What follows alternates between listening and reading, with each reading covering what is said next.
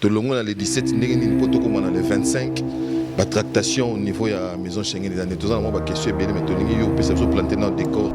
Niveau to comme de l'eau en tout cas problème est il faut dire la vérité. Donc tous en moins blocage s'il faut dire la vérité. Il y a un problème, il y a monsieur Christophe chargé d'affaires de l'ambassade de France. Il est là. Il y a ça là par tous les moyens qui il est concerné. Je ne sais pas nanaza derrière lui. Parce que maison Schengen ce n'est pas nous. Ezali ambassade de France et M. Christopher. Soit Sibsoka qui donner les visas aux Rasson, on vous donne ça aujourd'hui calmement. ONG Avenir pour tous APT en sigle. Nous vous présentons le service de nos boutiques online. Nous avons une boutique aide alimentaire et une autre boutique Easy Cash Turquie prix de gros. Dans notre boutique Easy Cash Turquie prix de gros, nous vous donnons la possibilité de faire vos commandes en ligne. Nous fonctionnons avec beaucoup de boutiques qui vendent des habits en Turquie au prix des gros. C'est pour vous faciliter de faire vos commandes au niveau de Turquie au prix des gros. Ça ne sert à rien de prendre le visa pour aller acheter des habits en Turquie. Vous pouvez donc commander à partir de notre boutique Easy Cash partout où vous y serez et ce sera le même prix et dans peu de temps vous recevrez votre commande. Pour faire vos commandes, allez-y sur notre site web. Tapez www.easycashinternational.com. Vous trouverez les catalogues de nos articles comme habits, chaussures, etc. Et tout ce dont vous avez besoin. Ensuite, vous pouvez nous contacter à partir de nos coordonnées. Pour la boutique aide alimentaire, vous pouvez acheter des aliments pour vos familles à Kinshasa. Et l'ONG Avenir pour tous effectuera la livraison à domicile, sans condition et en toute sécurité, partout dans la ville de Kinshasa. Pour passer la commande de provisions pour vos familles, tapez www.avenirpourtouscongo.com. Vous trouverez toutes sortes d'aliments qu'on vend à Kinshasa, comme poulet, riz, farine de maïs, huile, etc. Faites votre choix d'aliments, ensuite passez au paiement.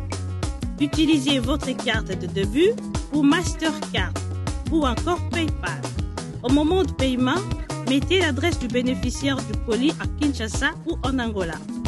Vous allez recevoir une notification de votre commande par votre courriel électronique.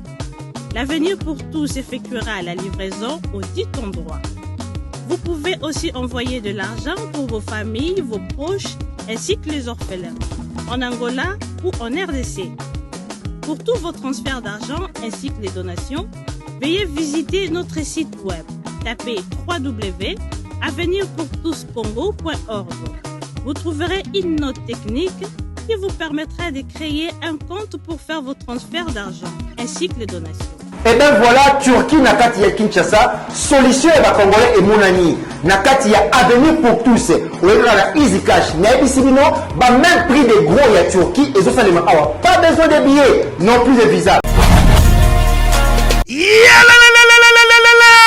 Après confinement, réouverture, Yanganda Taba, chez Djongade, Awa, Bokokuta, Biloko Nyonso Bolingaka ya Kotumba, lokola ntaba ya kitoko pe elengi, soso ya kotumba, ngulu ya kotumba, poaso ya kotumba. Esengali koyebake, chez Djongade, bafongolaka kobanda mokolo ya mardi, ti dimanche. Awa nde sika ambiance ezali kolala, adresse ezakaka se moko, chez Djongade, weekend, boza deja ya kosepela, chaque vendredi, bobanda kozwa Suzuki Luzubu 4x4. Yende muta kosepelisa bino na ndenge ya kosakana te, oza kulia, oza komela, oza kopina. Pe chaque samedi, ekobanda kozala nde CNN, Alligator, na ba artiste mosusu. Bako banda kosepelisa bino na makinu ya defwa te na bakunga ya kosakana te. Et puis, chaque dimanche, sombele suka ya bisanga, nde bokozwa les grands chanteurs. Emile alias de Mingongo, yende muta ko palola awa, boko sentir betue ba ou différence yena. Malolo.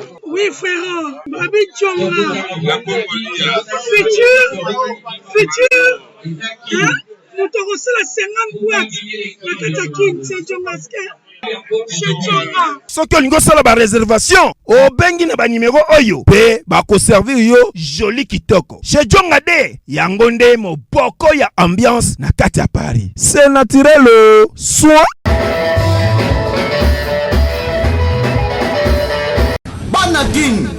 bana Dar es Salaam, bana Poto, bana Mokili Mobimba, site assez moko, Afrique Info avec Frank Stemai, Yandankala, twende. X-Bass,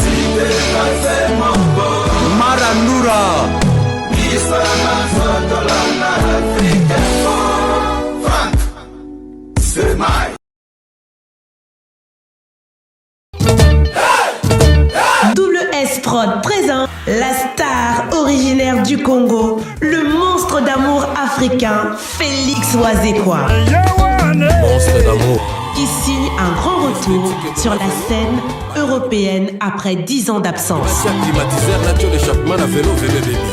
Accompagné de son groupe, Cultura Pays-Vie, ils seront à l'affiche au Centre culturel de l'Odyssée à Lyon, Pusignan. Où ils promettent d'éblouir le public et de donner un spectacle chorégraphique exceptionnel. Ça va danser. Voilà, de la forêt au nom des amis, Tozana Bangwa, Oyebi Bangoupe, donc Laurent Fabrice Omba, Mami Lela, Nadjoye Bangato, Toye, Toyebi que événement monnaie il fallait Zalama, Tozo cerné le côté, au Biso Toyebi Babinga Radio Trottoir et Leki. Étant journaliste, tout le monde qui est vendre Libosa, Kozelaga Libosa, Radio Trottoir T. D'ailleurs, peu bolimbisi nandenge to côté pa na yo yaki rendez-vous te.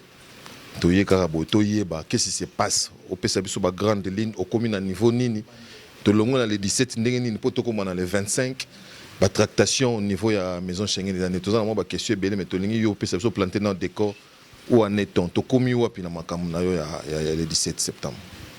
Enfin, il comme le 25 so ko yebisa biso. D'abord, vraiment, je remercie Bino quand même Déborah de ma visite. Na souci à culture en Boka parce que oh on a ça là ezaka pour l'intérêt na ngamokote pour l'intérêt à toute une génération ya ba oh bazua lobby te ba comment to fond la porte. Je crois chaque façon à l'émission là on a remercier Rabino ndenge bozo pour appuyer culture en Boka. Voilà, mais niveau to comme lelo en tout cas problème ezali, il faut dire la vérité. Makamu sous vraiment to résoudre en anglais. Donc, tu as un blocage, s'il faut dire la vérité.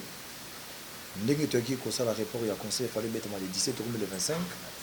Mais jusqu'à présent, ça dit, moi, écoute, lancer un message, moko, n'a pas fan union sur confirmer bango, date le 25, comme il faut, ils en ont parce que moi, anomalie, moketi, siko, ils en ont la maison Schengen. Anomalie, tu comprends bien, bah, pesi ba visa te tisiko. Voilà, en fait, bah visa. Oui, pour nous visa randeni à toi qui est l'ambassade des États-Unis, Balbaribuso qui est rempli le formulaire. Sur le site après la bénédiction ambassade. J'ai rendez-vous. Rendez-vous, ça l'a fait donc interview na yo. Sur le qui est futa visa, c'est que visa les a accordé. N'est pas la visa ça qui. L'air touqué, en tout cas, tout que le chat empreinte. Après si sur le document à remplir. Puis si on a visa, comme l'habitude, sur une ambassade, il y a Belgique, il y a France, la maison Schengen. Pour on a déjà visa, ils ont déjà acquis. Donc, puis si on a visa. Maintenant, ce que tu as comme ça, on a beaucoup côté officiellement. Donc, passeport, ils ont la maison Schengen, tout ce que tu as. Alors, le roi de la forêt, on doit comprendre un tout petit peu ce qui s'est passé réellement. La dernière descente dans la maison Schengen, tout le monde a population et qui est belé yo y un peu en retard sur appel information sur appel il y a consul oui il y a un peu en retard. Qu'est-ce qui s'est réellement passé? Yom doye kucha pression dans la maison Schengen parce que retard ou bien blocage vous constatez dans le bureau ou c'est la population qui est venue d'elle-même. Qu'est-ce qui s'est passé réellement et est-ce que besoin qui gagne de cause la pression et ça les makiona? Bon, au moins, les démarches sont tout bandit mal de bosso, l'air de gérer dossier n'absolu sur. Fato landa, logique, n'engue ça la marque pour nous visa. Baba bing sibiso producteur à français. Faut d'abord qu'au banda, dans l'ambassade de France. Donc on est beaucoup en chargé d'affaires ambassade de France. Tout ça les ngai na manager Sony Kamanda za ma gauche nanga, tout ça les pena chargé d'affaires. Ici so te représenter ba document ou te présenter réservation à salle, il y a hôtel et tout na contrat où tu signes un producteur en tout cas est-ce que boyibi que la minute oyo il faut se faire vacciner tobi oh ça fait très longtemps bah soit déjà la première dose bah soit ouais les bourses monsieur bah s'occuper en tout cas na rassurer OK bah mission na tout bah déjà vacciner d'ailleurs bah soit déjà coûte c'est faut de la vérité OK merci beaucoup il y a pas de problème ce que vous réunir bah de cela nyoso beaucoup de en ambassade après biso pour répondre bien après 10 à 8 jours donc ça qui a bon uniforme to zelipe après to comme tout na bango parce que mutano comme le bon mais soni kamanda c'est notre tindi dossier na maison Schengen bokinde kuna présence physique bocha ba prêt après besoin visa vous voyagez comme voyage les a kalaté à bokine en tout cas courage et bon récit voilà tout merci beaucoup conseil le chargé d'affaires tu peux te demander causer là tous ceux qui peuvent parler ce qu'il faut qu'on soit rendez-vous c'est ça non na maison Schengen j'ai parlé avec la dame Catherine au Boyebi na ba rendez-vous pe sonia bani ko koma on va nous répondre biso la boîte email c'est-à-dire commis va répondre bien on peut répondre bango ndazala qui en contact na bango c'est Soni Kamanda sonia si prêt tous un rendez-vous le lundi après ba ko benganga comme j'avais des relations na batu à Schengen la dame Boyebi Catherine il est très bien asami na bino soit congolais abino rendez-vous na yo et ça sur lundi c'est commis mardi. Au moment où j'ai informé que tous les artistes qui font lundi, on dit que la mission va portable soit été un peu à décharger au caillou où tu as été. Donc tu profites de ça, tu coûtes un bon pas te répéter tu sais mon message voilà tu coûtes à telle heure. Les Catherine Nepsina lundi déjà sur lundi tu mets qui qu'on bango par ci par là tu comme bango. En tout cas et comme mardi. Voilà, c'est comme mardi on a tu sais bango bah après-midi hein. Non, 14h. Donc, on a 16h30 na Catherine. En tout cas, France, bâtine message, banile rendez-vous na bino. Comment c'est fait? Banile rendez-vous. D'autres qui ne sous-soutent. Na bino Catherine, c'est difficile parce que l'artiste né, il a déjà rendez-vous à mardi. Pour la correction de c'est difficile. Déjà, pour nous, il y a l'India qui passe. Je ne pense pas qu'il y ait banile rendez-vous. Il y a qui so ba yekuna, so c'est bon qui banile rendez-vous. Ma caméra souté et ça m'a bé pour et ça bien été mais que bakouti kala ba moi c'est comme si moi sabotage ça ah non c'est déjà ni les voir il y a pas de problème nala nanga pe pour déjà dessus on a dit mais qu'est-ce qui se passe au fait pour na ni les rendez-vous au France ba bengi Schengen que ba ni les rendez-vous donc on a qui déjà en tout cas abati quoi na moi sur leur c'est les articles après ba benga na tonga na Catherine na bi wera yaka mon boulot est en la maison Schengen. Il y a qu'à intervenir. Il dit mon boulot. Pourquoi mon boulot? Oh non, mon boulot, il n'y a pas moyen, s'il te plaît. À la moussinga.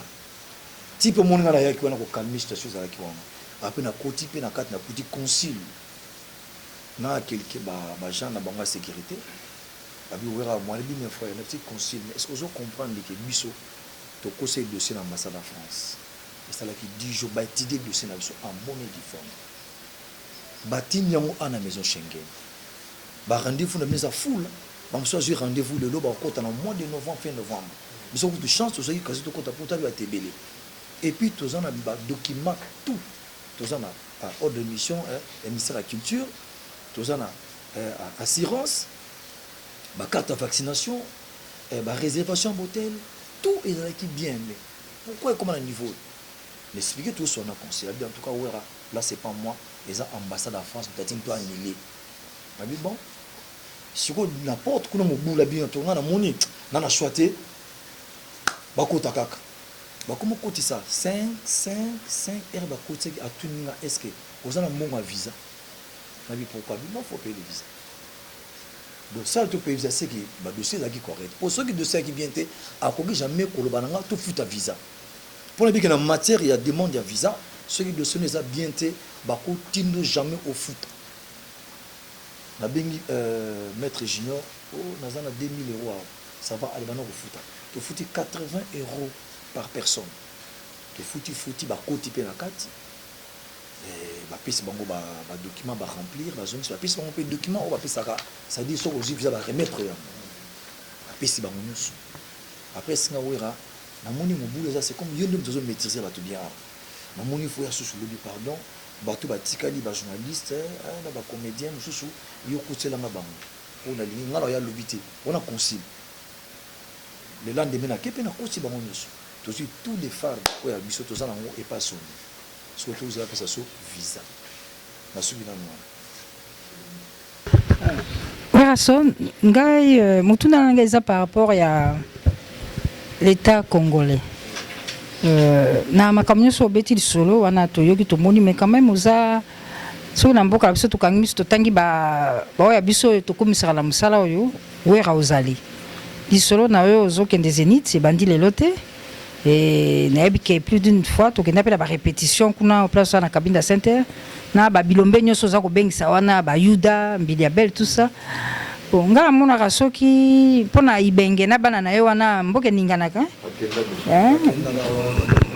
bon léopard tout le baga léopard bon na habité pona yo likam non gouvernement go balingaka peu yo babinaka pe musique na sko likambo yo batalikaka boye basungi yo te parce que pona léopard bon malgré ibenge akenda ezaka lisolo te ibenge soki alobi na bana na yo wana nyonso bwana na likolo tina se bango tu mobiliser situation décantée yo pona yo na ngambo na na habité gouvernement azotala okaka po bengisi pe ba ministre na yo na likambo.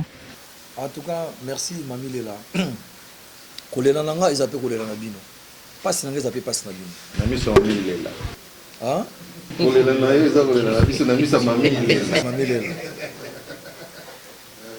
Mami te souffrir trop neloko.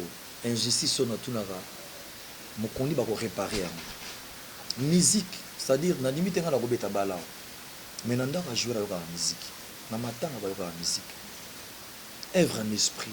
Micro ou basalaka discours eza art normalement na pays moko bien organisé eza na mutu moko ta koleka artiste na monde soko to ko def sa gouvernement là le na monde ba streaming ou comme le ba plateforme ba ndezote kama lelo te so comprendre de jeu wana c'est à dire biso to tuna ka mo colonie to za délivrer mo konso ba ko aider biso na moka o oui, bien les camarades joueurs qui n'ont pas voyagé, mon avenir soutien au gouvernement, soutien au Konzamboka, soutien au ministre, basa la bon mission d'artiste. Oh bah vrai ambassadeur dans ma mission ma mine. Tous valoriser pays à l'étranger. Bah dit que ouais raison aya, bah différent, bah écouter la musique là, c'est-à-dire n'a pas eu l'eau comme mami. Au moins une chanson sur l'artiste et l'élo. Et ça différent bah kilt. L'élo musulman, chrétien. Bouddhiste bango tout bakina bakil sa bango mutake tout mchazate je pense pas na mona au catholique na église musulman za la raté mais bato na nyoso ba musique na biso de ce donc tous rassembler bato wana tout mais na comprendre comment tous aura toujours ba problème soutien et ça na makase tala ka o yanga na bengi autorité nyoso mami oko imaginer que chargé d'affaires et ambassade de France tina niveau moko pena ye moko abengi ba annuler concert nana ba prévu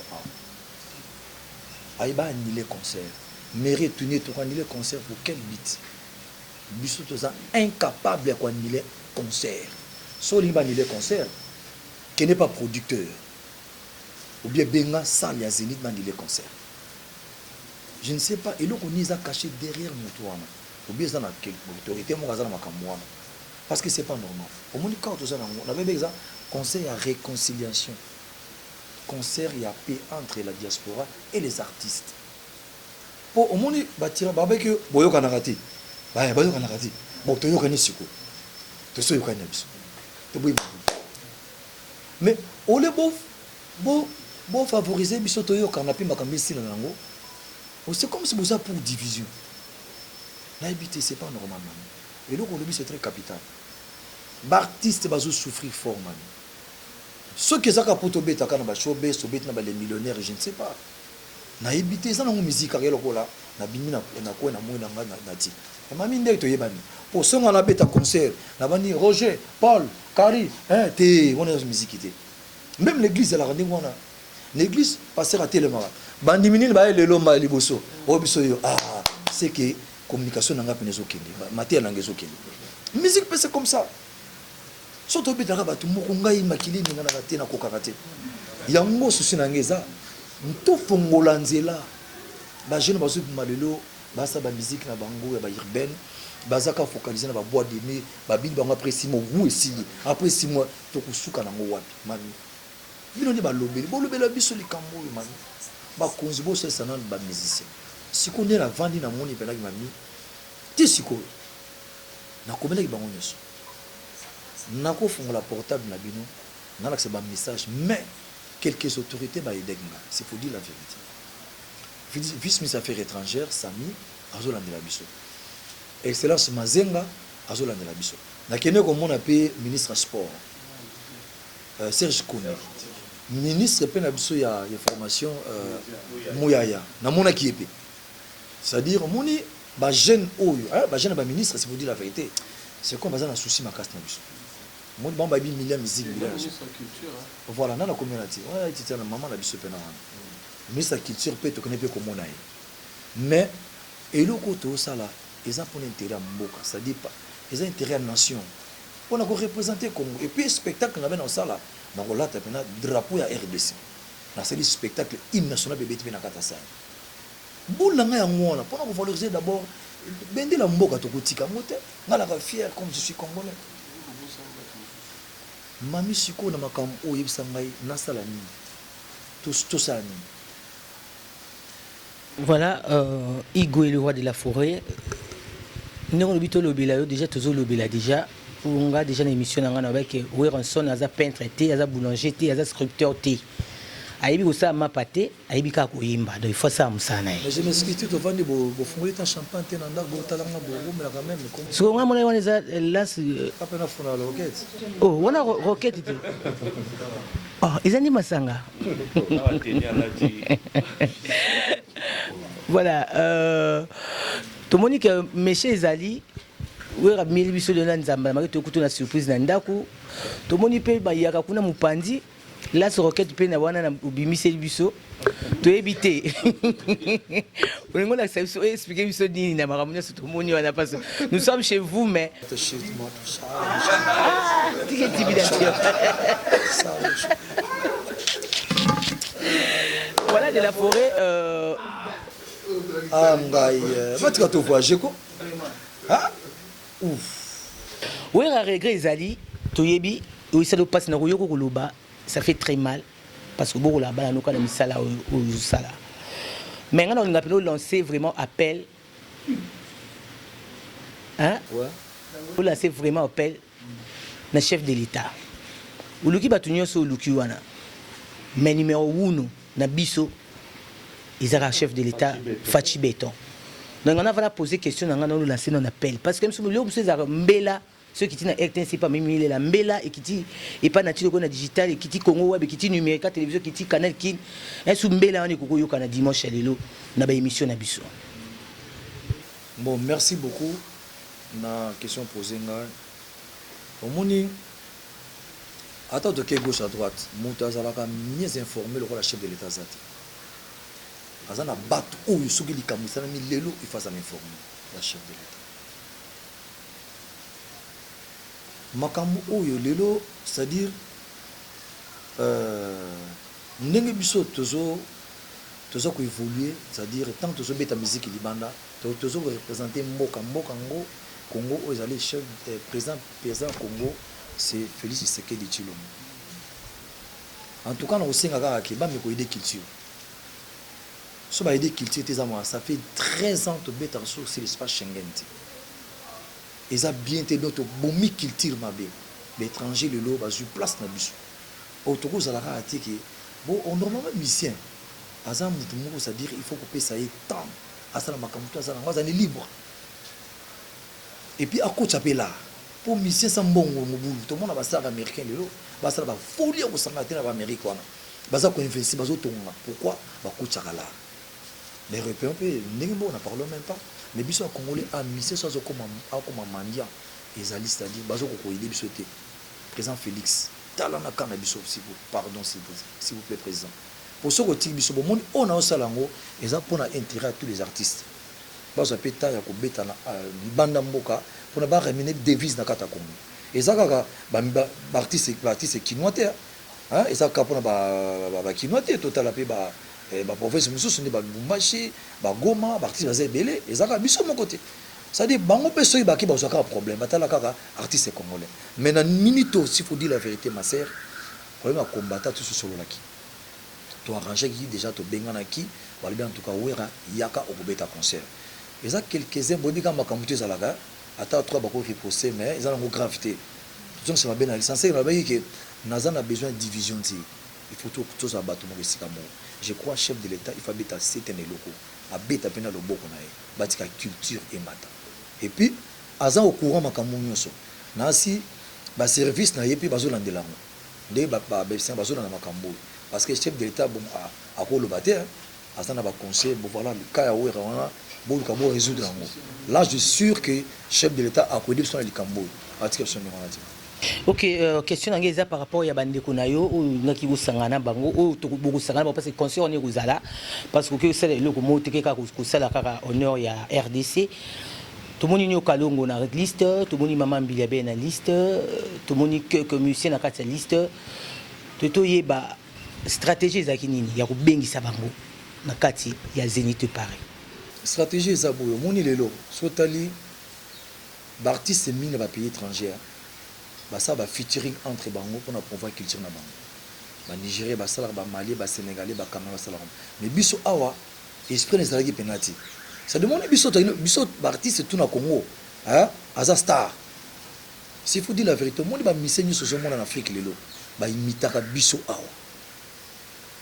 même na mboka na bango soki bakenya omona mpena baorchestre bainterprète banzembo na biso aza ebele na bamali basene toka beko wana mais en abisso en tout cas on n'a jamais ok c'est nigérien moi habite en coin ezarati ça dit musique bene kuta alors division oyo comment une abisso ça dit to plaider que le comme boy pour nos gens qui sont qu'est-ce qu'il faut faire il fallait consommer la réconciliation tout kuta tout se changer tout cela entre nous tout le monde la culture on dit que rien que kaka moi image on a sala qui a muké na panza qui yango et les gars na Jazeera balobi na Jazeera qui en tout cas ba misé congolais ba yokani bakutana en tout cas ça faire moko ya bien na Congo TV5 monde là c'est qui en réconciliation d'artistes congolais en tout cas c'est que bazo sa place na bango et puis mingi pe bazaka pour division bazali ba pays mususu bazala unité bazana pour surtout profiter to bima alors fallait comme ça tout team là même ba chandi ba comprendre que to bomelo ko to lo ngana conflit entre les artistes to chaboni bazesika moko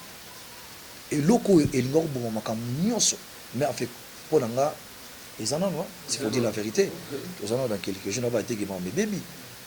Souhaitons que Makambo et qu'il est bien, Tina Souka, parce que les fanatiques, tout basilique.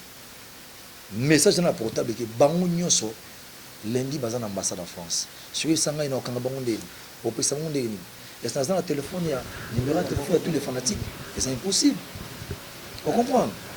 Il faut, nazo les lanalo moke, ko sangana biso oyo. Eza eloko moko pona to aider culture eza te pona division ça dit pour total la lobby en biso to sala ni musicien azaka moto moko tabete conserver na palais musicien il faut kotilar à investir ake na mbandaka kota na mamile la tomi immeuble université ake côté kuna na mujima na togi bekol hein ça dire pour mbongo ya musique eza mbongo ça mbongo pene yaka musique blague ko na salaka projet moko comment un artiste peut devenir millionnaire na démontrer yango na kota pe projet ba répondanga te na pesaka exemple ka ya Vodacom maman baza na 15 millions d'abonnés sur 10 millions d'abonnés basaka ba jeu concours pour gagner un véhicule tu tapes 1 2 3 5 ou taper mon appel aux huit na meka ba lianga $2 ce qu'on a réfléchi ba lianga $2 bon batunyo so ba beti ba di bango combien mais soit ça les plateformes moko ba cheka vente ya ba audio artiste congolais ba créer kaka ningona basa kaplo créer parce que non émission mamila né les on a tout change na plateforme mais bon là non ce qui 5 000 à mamila ça $5 on met ça $1 mais 50 centimes donc ils en ont moyen beaucoup zakabala même vous les journalistes et on sait tout prenons que non ça la single langa là qui quand on voit quand la plateforme na bangwana il y a vendre des artistes et musiciens congolais na chonka 50 centimes ceux qui ne pas fanatique tout na Vodacom na 10 millions de fanatiques j'ai 10 millions de dollars na seconde. Nakamati a le 20% à besoin, 10% à l'État, 20% à investir, na somi 10 il y a folie. Il y a folie. Quand folie, ça dit, limousine, Lamborghini, c'est quota. C'est ça, viens pas musicien. C'est qu'on te a bloqué quelque part.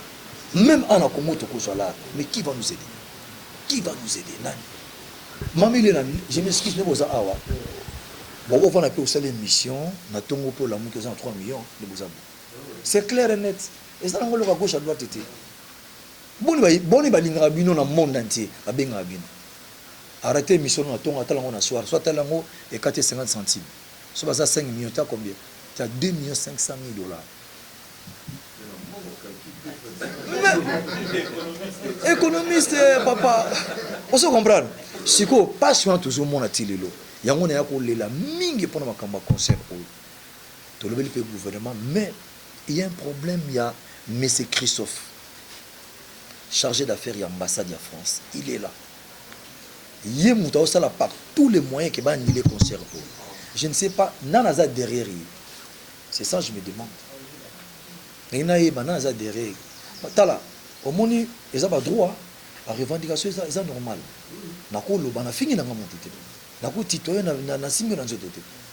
C'est normal. Parce que où y a ça là, même l'autorité va aider trop mani. Ba bingi peut charger d'affaires et puis nazo va boyer tout le monde va tourner mais tu as des problèmes avec des Congolais ou bien Werason ou bien ça tombe sur la copine au monde à côté kuna Ibisono il faut chez Werason yango ozo sale lango comme ça parce que maison Schengen à Ibisoke ce n'est pas nous. Ezali ambassade de France et M. Christopher, soit si vous avez donné les visas au Werason, on vous donne ça aujourd'hui calmement. Si vous tous les passeports sont en ambassade. À comité d'un niveau qui a béni même la mairie. Pour les Sabongo, est-ce qu'il n'y a pas moyen d'annuler le conseil de Werason? Mais pourquoi on donne le conseil de Werason? Oh, ici au Congo, il y a des problèmes politiques, machin. Nous avons clairement à ça. Et ça, on a peuple congolais. A bengi sur la salle, si vous avez annulé ça, la bino to annulé, si tu annulé concert, yo topé ça yo bêta des dépenses tout ça li, yo on niveau foot et puis pour annuler concert pourquoi? Mbala moko pe producteur a bengi biso, so olingi même siko ba preuve, na ko to filmer awa, na ko benga porter même 2 minutes pour poser la question, à répondre 2 minutes, ah c'est clair. Pour qu'il ne gauche à droite, j'ai même des documents ici, on a l'accès bino. Oh, mairie a commis, oh, préfecture a commis, oh, salle est commis. Et puis, pour nous confirmer que Wera doit jouer le 25 ici en France. Mais nous sommes bloqués, nous sommes bloqués. Ah, nous sommes bloqués dans l'ambassade de France. Et puis, nous avons visé en France.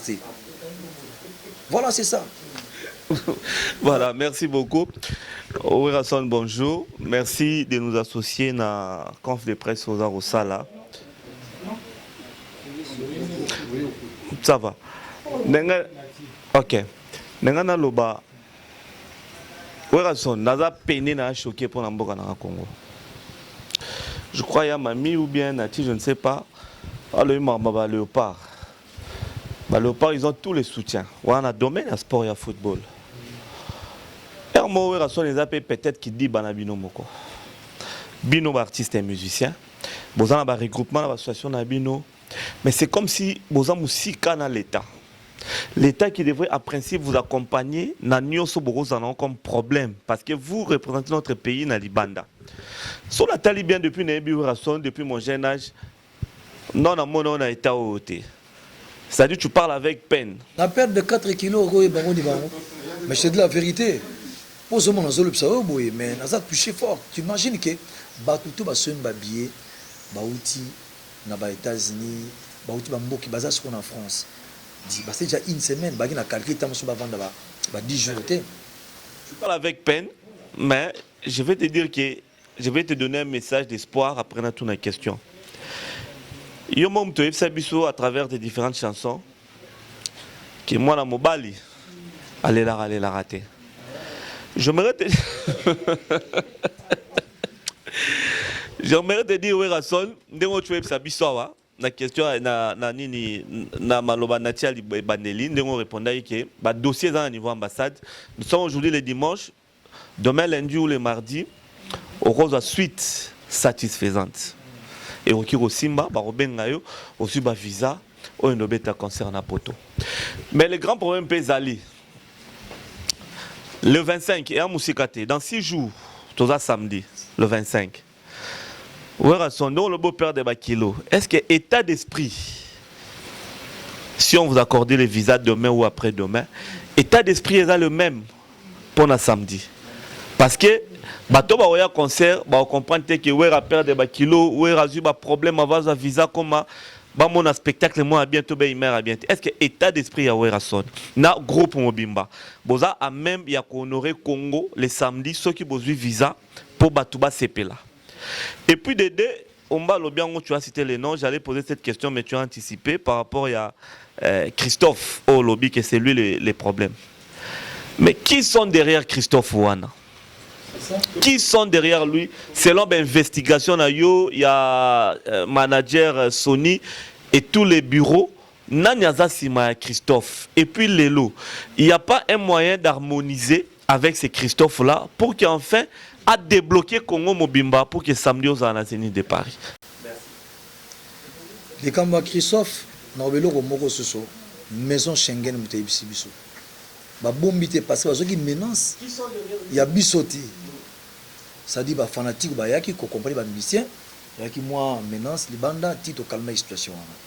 Après yemoko Christophe Herrera Sali a bengi na mairie.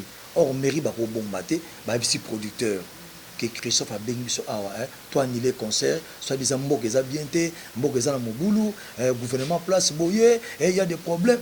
Ba tuni mais est-ce que y a un problème nini na France, na Congo? S'il y a des problèmes au Congo, ça n'a rien à voir avec la France. Abisi beaucoup abisi l'homme aurait bimi na France awa le biké ba problème nion so o ils ont concerné France té état libiso té. Ce événement ezali et ko beta parce que ton père de ba mbongo trop parce que ba Covid awa de ba père de la fa récupérer mbongo na bango. Abi bato ba fouti et puis ba fouti supplément ko ya 9000. Et puis toi ni les concerts na bango. Abi bon y a pas de problème à 4. On a sécurité. Siko mabe na ye tanga bengi bazo funda ye siko koto. Ye pesoka lobby abi non y a pas de problème, vous aurez vos visas demain abi de mois. Mais ba exception ta Schengen abi ba français baza ba lâche. Na boye ko ndima mwana mwasi wana bi non wera bazalaka ndé mwana. Biso meze Schengen to sala ba ngam. To mona passe. Donc ba ko accorder visa.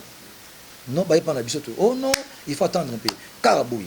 Wera bossa l'effort. Bo benga ba autorité ba décanter sur ce visa na bien. Na le bien clairement na ko bombaté pour faire mon attention négligence à Wera son, à ça n'y va fier na ye, à zone négligence OK sécurité. Papa nga na péché. Nga pe na gérer. On comprend. Alors on a préféré na loba vérité. Ça dit autorité en mo ba comprendre que ni ba ko yiko sala pour à travers makambo ezoleka. Hein? Ba ko convoquer, ba ko yibisa ye mais fait. Comment on peut faire chez qu'il tire na biso? Comment on voyager? Côté état d'esprit ko banga noti. Au monde souci ezara pour visa na monde noti. Papa ya lokola, hein, mutozo bela on a souci. Mais so ya biso tana sima. Au monde est 10 000 mots. Ouais malade aussi. Ma keba, ga itoni. Ote, tala, makamsi, au monde na minito. Ça dit souci ezara que fanatique au baza kuna na minito yo. Balimbi. Donc, et BPCP image la réputation, tu vois. Mais bateau na bengaki. Donc, côté on a t'inquiète. Nazo regretté que bataille minatikal lang. Nga linga so nazo nanga vendredi. Nako ke nanga mbala moko. Nazo pe ba jour au grand émission, après moi il a mbakolata, bah hein. Moi préparation na ba mission to bengisa. Alors bah tu vois, on préparer dans 2 jours. Bah éviter. Tu vois, ils ont passé, ils ont ça l'effort, mais ils ont passé. Si namoni olobi nyonso to tikayo au PMAP et puis toyaki de manière surprenante avant d'appeler ça Sony comme na moi maloba muke na nga na insister sur la tenue ezako bank sangai nazo ko comprendre te eza ba tenue lukaka penza ba professeur moni muta beti yango boye po ba biso tant de tout na biso ozano na simoven na couper. Donc au bimi libiso on a tenu au tasbine donc et puis d'habitude on lance roquette d'habitude aux Afghanistan aux appels message au de la Christophe que soki au meki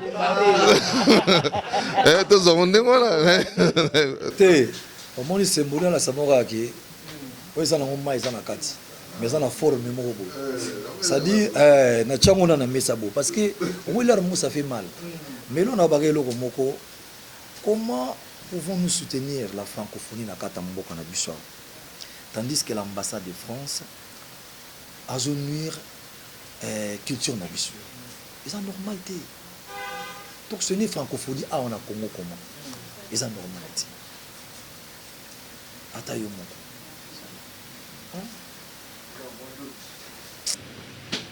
donc tenir un problème te non tenir o eza kaka na lati na nga pona nde na lati na normal na tashimina mais bato misu mine aye bakiwera simbi eloko na tashimina c'est-à-dire azo réfléchir mais na lati kaka pona lati na ba ke musika te menga lokole eza souci zaka pardon à travers vous je ma message monsieur o ya bino mokoloba et comme a droit bit na mikonzi boy di biso s'il vous plaît vraiment là je vous demande au fond du cœur où il est l'artiste parce que les amis qu'on va gérer la vie tous amis c'est comme représenter biso ça va bien attends pour te représenter tous amis c'est comme et ça relève ça dit tous amis bloqué quelque part même gouvernement où est en place bah ça nous ça va très bien au boy en mouti quand même bataza ben misala mais moi beaucoup de films ça va bien t'as les locaux beaucoup de choses bonnes boy ça va bien et là on se dit à culture beaucoup de parler na biso ya nini ministère ya culture il y a culture au des autres autant kaka emplacement ministère de la culture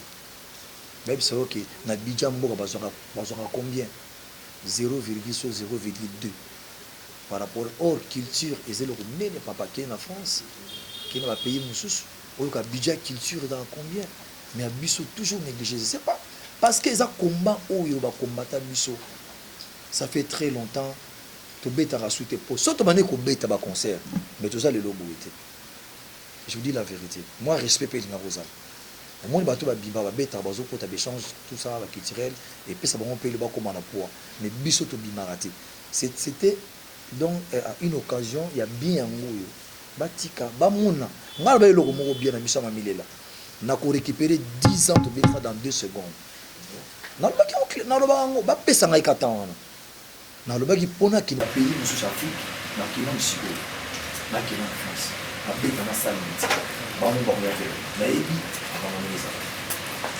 Merci, bonne chance. Ça, je veux surtout dans la ligne, il s'adressait beaucoup plus à les fanatiques pour ne sait jamais ni to écouter la bango lundi to mardi. Non, pour ça ça m'a bête mais yo ko lo bana bango. Ba fanatique na biso les artistes naturels. J'ose croire que France est un camarade na biso. Dans mon ninga dans un deuxième pays francophone du monde. Je crois que ceux qui ont un bateau France soit privilégiés. Ils ont des bisous. Je pense que le jeu à francophonie, ils ont awa. Donc tous ça haute et à francophonie. Alors il faut France donc c'est la biso ascenseur. J'ose croire que les fanatiques na biso lundi ba ozakout na temps comme en ambassade te ba yoka boke récupérer ba passeport na bino. Il y a un j'ose croire.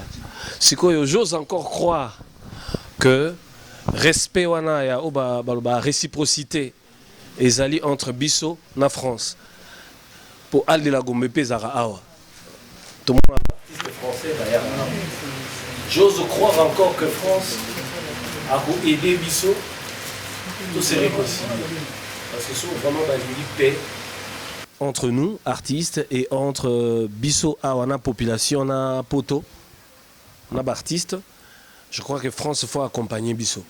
Donc j'espère que M. Christophe, succès au Aosala, Ezala Nenga propre, au succès au Yebani Nenga El Kamabe, Ezara bienté. Population na Bisso, Ezana Posaka ya musique. Oui, bien que tu as la réflexion, na habité, ce beau père maintenant le bango. Que l'Afrique mobimba toza seul pays oyo to sali succès na monde mobimba kaka na lingala so taliba oya West Afrique na Est ba yemba na français na anglais toza seul pays banana Maroc ti na Afrique du Sud aujourd'hui Est na Ouest toza seul pays oyo to sala succès na lingala banze mon ami depuis Calais ti lelo to yemba na lingala mais to kangi ba sal tout ya monde. Est-ce qu'il y a des opérations à l'Ikounia? N'a évité. Mais ce que je sais, c'est que France a un camarade Nabiso. va réfléchir, va expliquer qui sont derrière eux et qu'est-ce qu'ils nous réclament. Sur l'Union Autofou. Tout à fait. Merci beaucoup, merci. Ça a été un plaisir. Donc, bonne chance. Dès qu'on en français, nous croisons les doigts. Je crois que d'ici là, et Kenabiso. Non, arrêtez avec ça. Merci, Chikita. En tout cas, vraiment, na mission vous appelez ba collègue na bino bo communiquer ba ngobisa ngo vraiment na mission na biso tout ça na effort ya koyebisa autorité ba eli ba artiste na biso ba pesa maison mère visa ba ki beta concert moni bino pa yo ka bino pe l'air c'est trop ba na biso mais bino pe vous appelez bien l'air s'il faut vraiment na sengi bino parce que Christopher on a na habité ceux qui ndoki na habité je te jure na katana ça dit azo ben non l'essentiel parce que hier le bec concert eza annulé mais ba ibisi kene na site ya Zénith so eza annulé kene na site ya Zénith ezali abing na préfecture mais so ba bing na ba ministre oh y a pas de problème je vais arranger tu sais mon na so ba bing na ba non concert annulé na yibité mamile la sur donc azo kene nango je sais pas to sirimo maile côté wa yango fanatique nyonso baza au courant makambo mami ngana banga kita ba yeki na Schengen wa to benga bango te ba yibi que to voyager te ba singa présence na ki na voyager te so voyager ki angole kana njili ato mona e ango pe pa biso donc yibi que yen ça ne va pas na makambo donc on sait jamais on appelle les ba teli ba l'ambassade de France to tindi bango te. En tout cas, vraiment, encore une fois, merci beaucoup. Qui a reporté le concert? Pardon? Qui a reporté le concert? Les producteurs pour le 25, oui. C'est le producteur. Les producteurs. Okay. Parce que ils savaient que le 17 c'était hier. On était censé partir. Dossier côté de l'ambassade, ça fait 2 mois. Parce que souvent, dans la bureau, la salle est et puis des réservations. Tu as réservé mamie 3 fois. Tu fais la pénalité 3 fois. Ma collègue Nabino, même celui qui va animer la soirée n'est pas encore rentré à l'ambassade. À côté de il a rien continué. Dieu donné un Ngumba et tous les autres. Non, à côté ça n'a pas de sens. Concile a bien que nous salanine. Est-ce que concile on a évité, papa?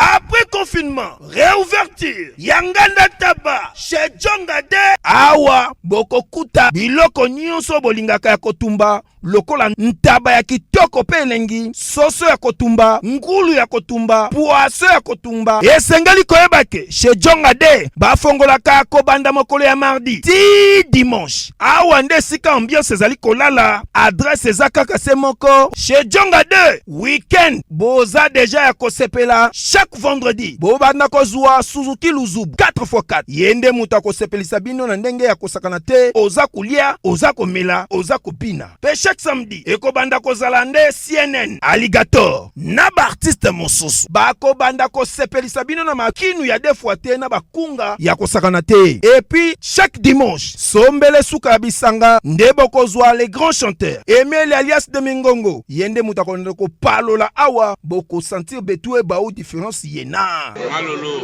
Oui, frère, Babi Djonga. Futur. Hein? Nous te recevons la 50 boîtes. La Katakin, c'est Djongaske. Soki olingo sala ba réservation, obengi na ba numéro oyo, pe bako servir yo joli kitoko. Chez Djongade, yango nde moboko ya ambiance na kati ya Paris. C'est naturel, soit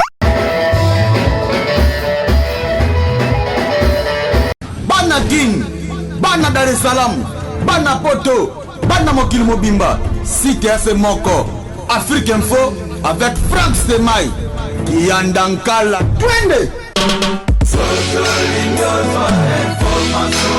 X-Bass.